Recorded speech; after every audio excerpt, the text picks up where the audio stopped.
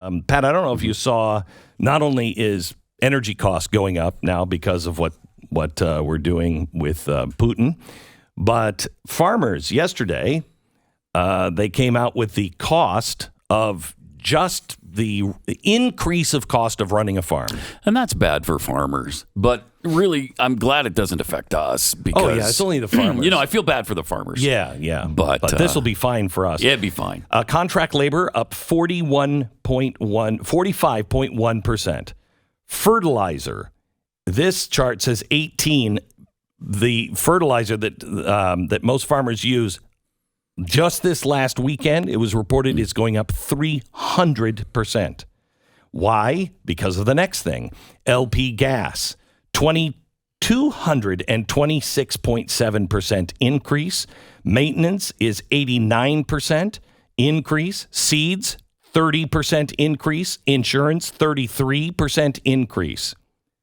So what's it's great that that they're going to eat all that cost, though, for us. Yeah, that'll be great. They're so rich. Yeah. They can do anything. I'm telling you, support your local farmers. Yeah. Support your local farmers. Let me show you something I found in Costco. Going shopping in Costco. Give me this. Saw this, thought it was a misprint. Actually asked the butcher. That can't be right.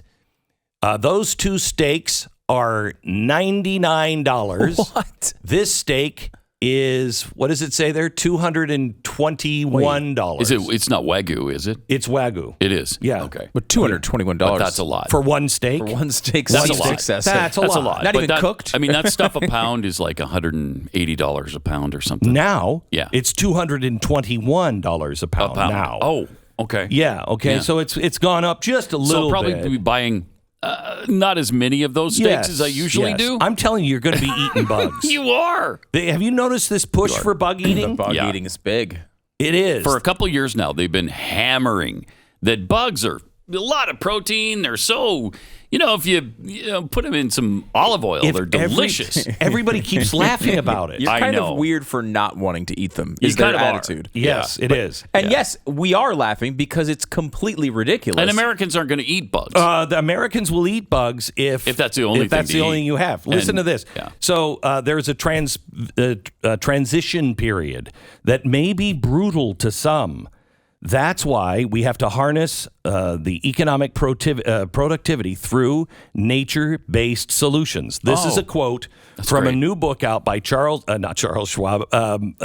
Klaus Schwab is the leader of the Great Reset.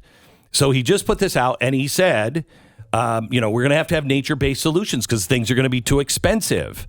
That's why we'll have alternative food protein sources like beans and bugs. It's terrible. You eat the damn bugs. Yeah.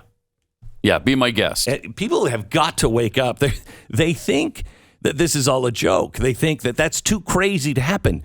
What hasn't been too crazy that has happened recently? And look at the farm increases you're talking about. Their cost of doing business and Putting them growing crops. Putting them out. They'll go out of business if they don't raise their prices. They will. They're going to have to raise the prices. Except for corn in Iowa, which I guess has really fertile land. They're saying now, because of the price of fertilizer going up, that we will have a 40% yield of what we normally have. 40% yield. That's not good. That's not good. No. That's not good. Suboptimal, you'd call it? Yeah, I would. And then you have what's going on. You go that far? I go to suboptimal. Wow, really? I hate to get the emotions going with a phrase like that because it's just, But it's appropriate in this instance, I think. I think so. Then you go to the banks, and I just like to, again, remind you what Canada made permanent yesterday. The government's new directive called Emergency Economic Measures Order.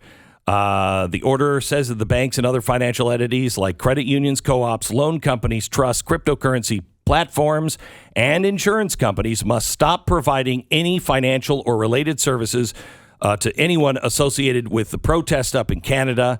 That's frozen accounts, stranded money, canceled credit cards. I'm going to show you some stuff that they're doing up. They made this permanent yesterday.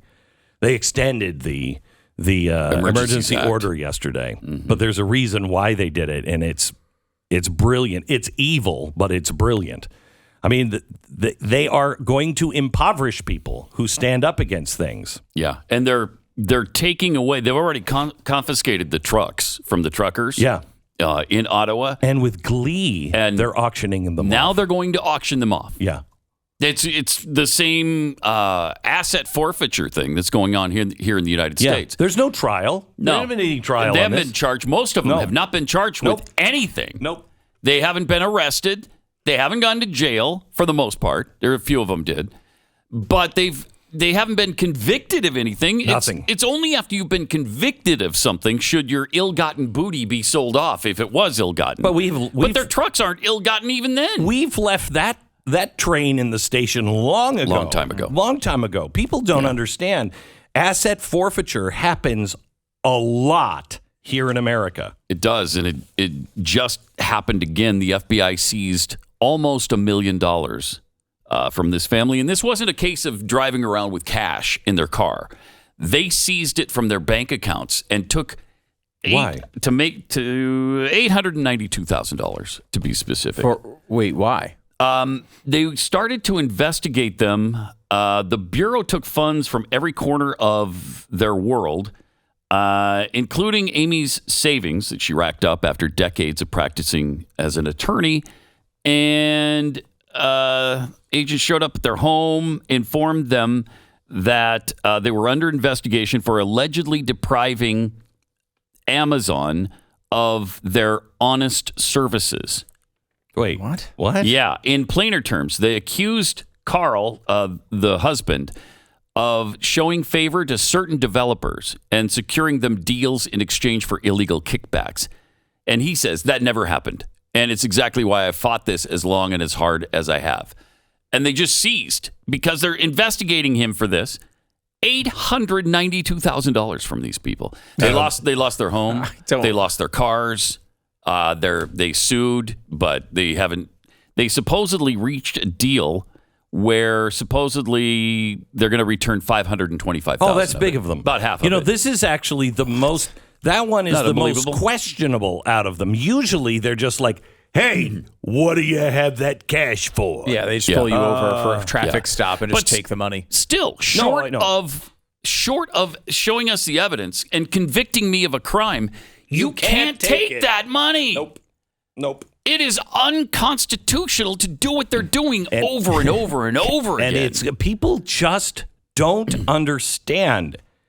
This is coming for everyone. Yes. Nobody's safe on this. If you step out of line, it will. I mean, Mike Lee and Rand Paul are trying to bring up their bill that they tried to get passed under Trump.